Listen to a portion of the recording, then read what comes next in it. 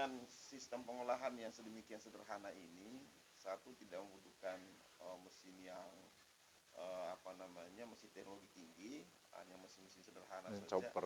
Nah, sehingga mestinya ini bisa diaplikasikan di seluruh level masyarakat, mulai dari Tingkat bawah desa sampai ke atas misal. mestinya. Nah, cuma memang yang pertama saya kira edukasinya yang mungkin masih Betul. kurang sehingga banyak masyarakat yang tidak paham. Yang kedua, tentang tadi bahwa perlu ada koordinasi antar dinas yang terkait dengan pertanian, dengan lingkungan, dengan peternakan, Betul. sehingga ini membentuk satu mata rantai yang tidak terputus. Saling Jadi menunjang. saling menunjang.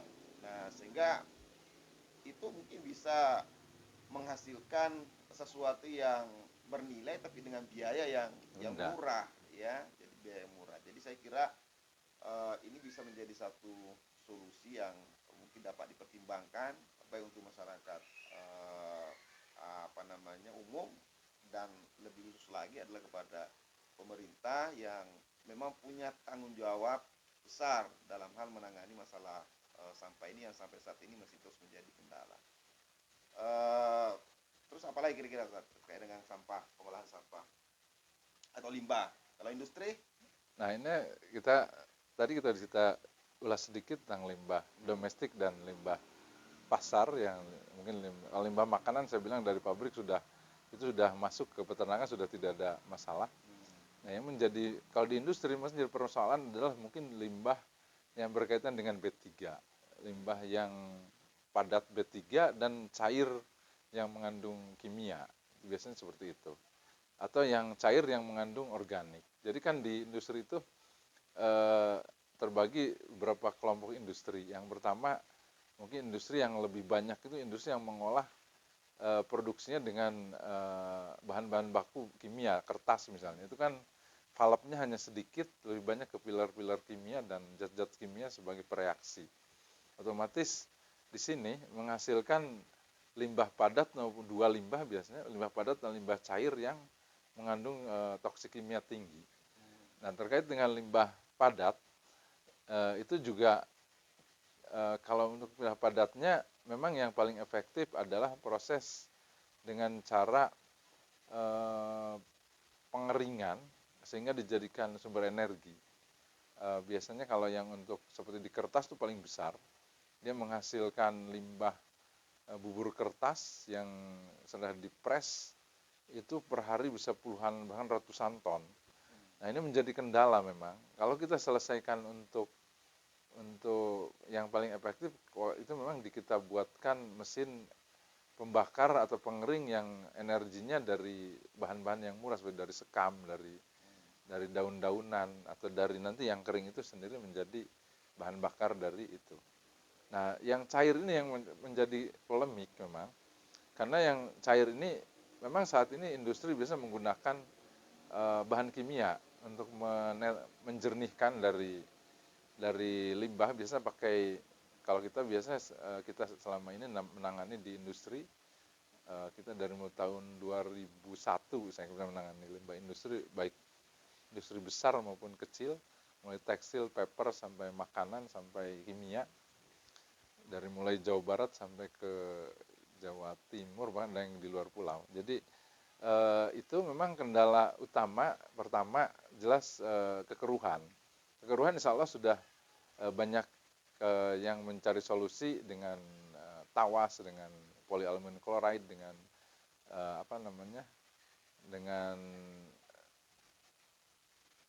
dengan yang semacam itulah, dengan koagulan kimia. Itu jelas sudah ada masalah. Tapi koagulan kimia itu, penjernih kimia hanya bisa mengikat partikel yang tersuspensi atau yang kasar begitu.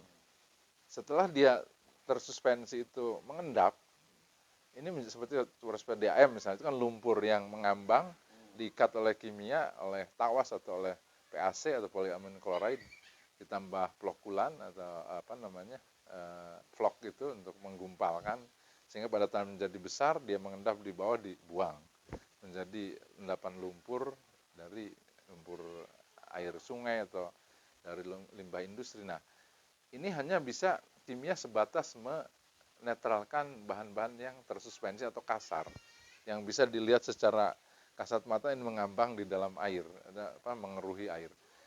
Nah, di sisi lain itu biasanya hanya menurun sekitar 30-50%, baik yang kandungan, karena di sini ada partikel kimia yang dari proses industri itu yang tidak kelihatan, namanya terlarut. Nah, di situ dia air jernih tapi begitu dites kadar kimianya tinggi.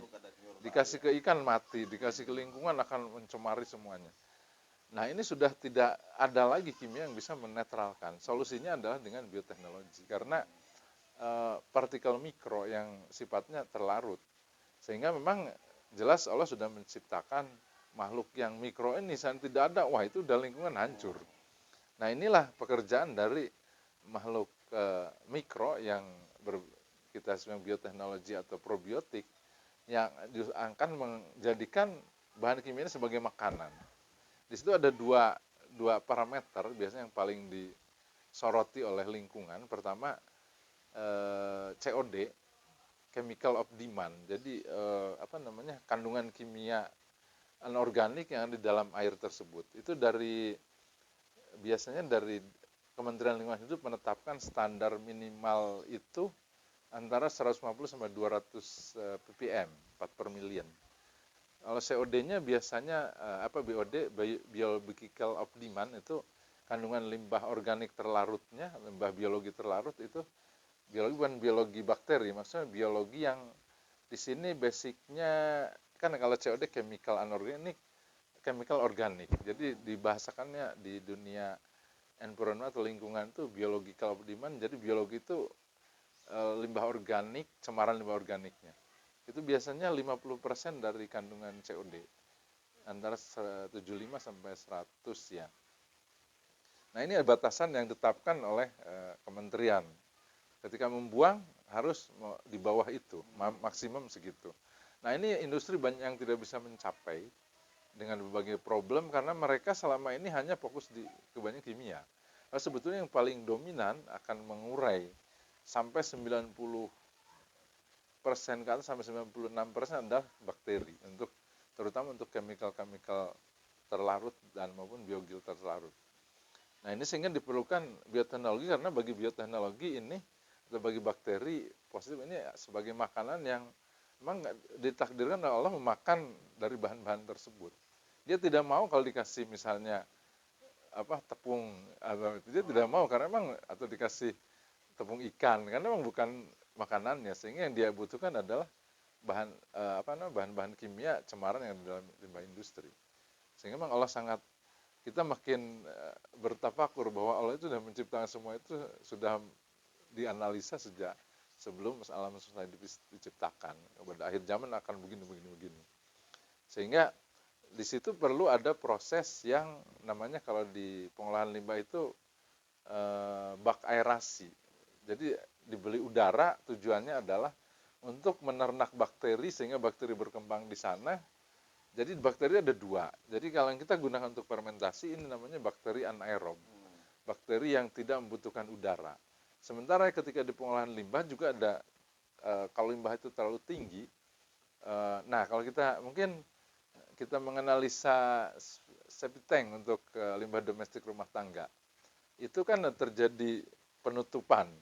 Itu tujuannya adalah membuat konsep anaerob. Jadi mengembangkan bakteri tanpa udara yang akan memakan kotoran dari orang-orang yang membuang di rumah itu. Dia makanya kadang suka ada kendala ketika dia tidak bisa memakan, berarti bakteri mati, sehingga sebetulnya diperlukan support dari bakteri positif dari luar. Selama ini kan hanya mengandalkan yang tumbuh alami di dalam septic tank tersebut. Sebetulnya kalau ada kendala seperti itu, cukup diinjek dengan bakteri pengurai yang biokomposter juga bisa. Itu mungkin 1 kubik kasih aja 100 mili gitu.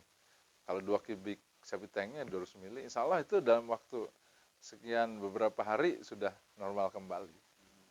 Karena dia akan segera mendapat makanan, berkembang, makan dihabiskan. Karena selama ini kan berarti tidak bisa mengurai kotoran itu karena bakteri yang ada kurang. Sehingga perlu tambahan pasukan bakteri lagi dari luar yang kita injekkan.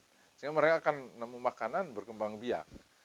Makin habis di sana Kotoran akhirnya yang padat itu menjadi cair. Paling yang menghasilkan lumpur kan tidak terlalu banyak sisa residu. Nah, jadi baik domestik maupun industri itu ketika yang itu olehnya dengan bioteknologi. Di industri kalau untuk limbah cair biasa pakai dua konsep. Kalau limbah itu sampai COD di atas, kandungan kimia di atas 5.000, di atas 3.000, itu memang harus dua konsep. Pertama seperti septic tank, namanya anaerob system.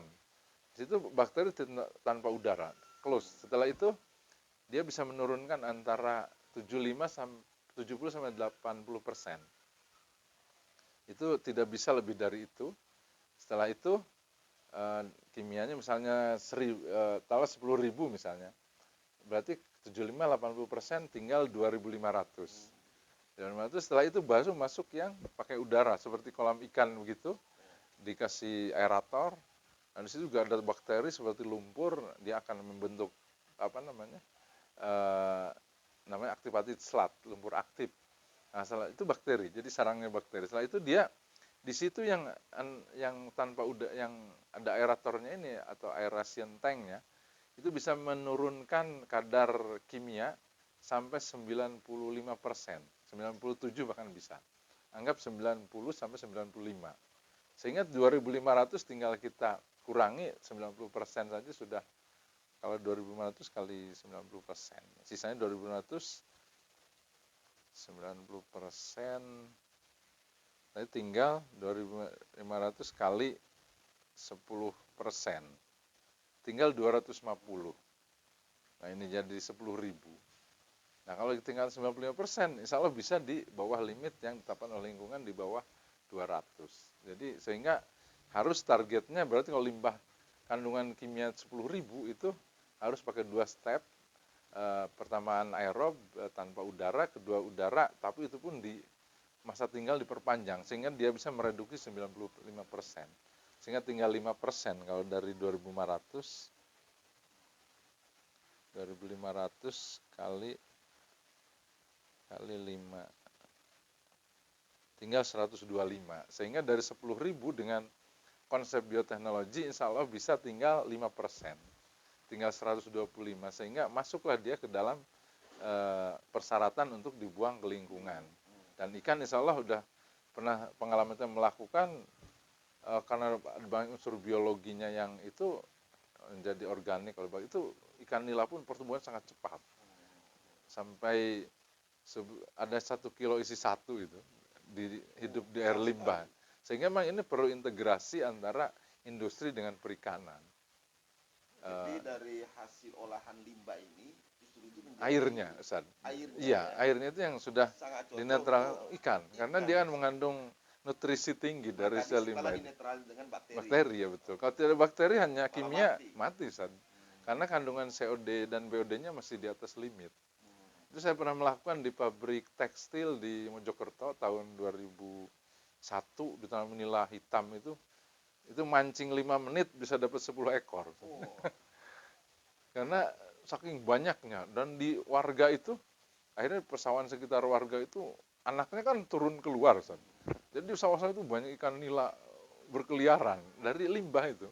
Kan ada kolam setelah proses, dia diberi kolam uji coba. Sebelum dibuang ke lingkungan dikasih kolam mungkin ya luasan 1.000 meter persegi lah. Itu nila-nila itu pertumbuhannya cepat, padahal nggak pernah dikasih pakan saat itu. Jadi makannya lumut dari kan ketika ada unsur, kan limbah itu pasti terurai oleh bakteri menjadi NPK itu. Jadi airnya itu mengubah lumut, akhirnya mereka makan lumut. Pertumbuhan cepat sekali. Karena lumut kan klorofil, unsur klorofil untuk pertumbuhan spirulina kan itu sangat bagus. Jadi memang di sisi lain limbah itu setelah kena bakteri kan menjadi bahan organik yang bisa memupuk pakan alami. Nah, tadi ini kita dari tadi bicara bahwa semua ini menggunakan bakteri, baik untuk pengolahan limbah domestik atau rumah tangga ataupun industri. Nah, ini bakterinya ini itu bakteri apa, dan sekiranya misalkan ada yang ingin ingin memanfaatkan, nah itu bagaimana? Karena selama ini kan mungkin masih banyak orang belum bisa membayangkan bentuknya tuh kayak gimana, bisa diambil tuh bakteri, nah terus digunakan dalam pengolahan tadi itu. Nah mungkin ada teknis sedikit kaitan dengan masalah bakteri ini dalam bentuk apa, apakah misalkan ada di pasaran atau misalkan bisa disiapkan bagi masyarakat yang membutuhkan. Nah, Jadi kira-kira kita yang kita siapkan sebetulnya untuk di pengolahan limbah hampir sama dengan di pertanian, kita pakai yang biokomposer itu, yang itu bisa untuk pertanian, untuk antivirus di peternakan, untuk di perikanan, untuk di industri. Itu juga basicnya kalau di perikanan biasa untuk netralisir virus, untuk netralisir amoniak itu bisa. Kalau di limbah untuk sebagai bakteri pengurai limbah di pengolahan limbah. Jadi itu yang biokomposter bentuk liquid, itu juga bisa kita kalau yang membutuhkan bisa dipakai di situ dengan ada SOP-nya. jadi artinya ketersediaan bakteri untuk berbagai aplikasi tadi pengolahan itu nggak ada masalah. Salah nggak ada masalah, sudah Nggak ada kita masalah. siapkan semuanya. Nanti mungkin di suatu itu saya bisa videokan beberapa Ya. itemnya nanti. Insya Allah kita memang sudah rancang ini untuk kebutuhan misalnya seperti biokomposer untuk mengurai residu kimia di tanah. Kalau dia ke limbah ya untuk mengurai residu kimia di limbah. Jadi insya Allah memang peran bioteknologi itu sudah sangat makin terasa kalau di semua kehidupan sangat diperlukan. Tidak bisa lepas kita memang dari makhluk Allah yang kecil ini gitu. Ya, jadi luar biasa saya kira pemirsa sekalian, pembahasan yang tadi ini, makanya sejak awal saya bilang ini materinya agak berat sehingga butuh keseriusan. Saya sendiri tadi masih banyak istilah-istilah yang begitu saya belum begitu paham, tapi dengan Di dunia ini. ya, jadi karena mau tidak mau ada kaitannya dengan istilah-istilah kimia. Nah, istilah kimia ini yang seringkali banyak nama-nama yang tidak familiar kita gunakan dalam kehidupan sehari-hari. Tapi dengan bahasa yang sederhana, nah nanti sebetulnya lama-lama kita bisa mengerti dan mampu mengaplikasikan dalam berbagai kepentingan kehidupan kita. Mungkin ada lagi yang ingin ditambahkan? Mungkin terkait dengan penanganan lingkungan, intinya baik di industri maupun di rumah tangga atau domestik, pasar dan lain-lain, itu memang yang perlu kita pikirkan adalah bagaimana diintegrasikan dengan bidang terutama ya di sini pertanian, perikanan, dan peternakan. Karena kalau tidak diintegrasi nanti akan terjadi ketimplangan di sini, overstock di sini membutuhkan sesuatu yang bahkan itu bernilai tinggi sehingga menjadi cost yang sangat besar. Karena selama ini memang pemerintah tidak berusaha mensinkronkan antara satu bidang departemen sudah mereka kementerian yang apa itu sebetulnya sebuah potensi karena contoh kita di daerah Blora setiap musim panas kekurangan pakan sampai mereka beli jerami kering saja dengan harga mahal. Padahal di sisi lain industri ini pasar kelebihan stok dari sampah yang tidak bisa diolah dengan bentuk sayuran yang segar-segar, belum limbah pertanian yang kadang mereka hasilkan juga di sisi pas musim hujan mereka masih limbah pertanian sangat banyak dari jagung. Tapi sisi lain begitu musim panas kehabisan karena ini ketika dia panen hanya dibakar-bakar. Padahal ketika dengan ada sentuhan bioteknologi menjadi bank pakan yang akan cukup sampai mereka bisa menanam jagung di musim hujan lagi. Kalau industri juga seperti itu, pasar seperti itu, sisi lain kelebihan bingung membuang sampah, sisi lain tempat lain membutuhkan pakan yang dari limbah ini sebetulnya. Jadi perlu yang saya tekankan sih, yang paling itu adalah konsep integrasi memang yang perlu diperhatikan. Mungkin saya kira itu yang bisa kita ulas hari. Baik, saya kira para pemirsa dan sahabat guru kehidupan banyak sekali ilmu yang kita bisa dapatkan dari uraian tentang biotek ini. Yang pertama adalah bahwa Allah Subhanahu wa taala menciptakan alam ini dengan penuh keseimbangan. Sehingga dengan keseimbangan itu manusia dapat mengambil manfaat yang banyak di dalam kehidupan ini. Namun karena melalui tangan-tangan manusia yang tidak memiliki kesadaran dan malah justru didorong oleh hawa nafsu yang berlebihan sehingga menimbulkan kerusakan di mana-mana. Dalam hal ini menggunakan hal-hal yang mengandung unsur-unsur yang bisa berbahaya bagi kehidupan. Dan uraian yang kita dengarkan dari video-video sebelumnya juga bahwa Allah Subhanahu wa taala sebetulnya telah menciptakan solusi terhadap setiap problem di dalam alam ini. Yang kita bahas pada kesempatan ini adalah apa yang disebut dengan bakteri. Jadi bakteri yang selama ini dikonotasikan dengan makhluk yang seolah-olah itu negatif, menimbulkan penyakit, dan ternyata bakteri ini sebetulnya adalah sebuah industri, atau bahkan kita katakan adalah sebuah teknologi yang sangat canggih yang bisa mengurai sesuatu apa yang tidak bisa dilakukan dengan kimia. Jadi banyak hasil yang bisa diperoleh dengan sangat maksimal di saat yang sama. Hal ini tidak bisa diolah dengan menggunakan mesin canggih sekalipun atau dengan menggunakan kimia yang secara konvensional banyak digunakan dalam kehidupan masyarakat. Tentu hal ini saya kira perlu kita gali terus, perlu kita gaji terus untuk mendapatkan manfaat yang lebih besar lagi. Dan akan kita lagi nanti terus melanjutkan video-video selanjutnya. Ini masih ada aplikasi di bidang kesehatan, aplikasi di bidang kecantikan mungkin khususnya bagi wanita, dan juga masih banyak hal-hal lain yang berkaitan dengan masalah biotek atau bakteri ini. Tonton terus videonya, akan kita terus sajikan info-info yang penting dan bermanfaat demi untuk kehidupan kita yang lebih baik. Sementara sekian, Assalamualaikum warahmatullahi wabarakatuh. Waalaikumsalam.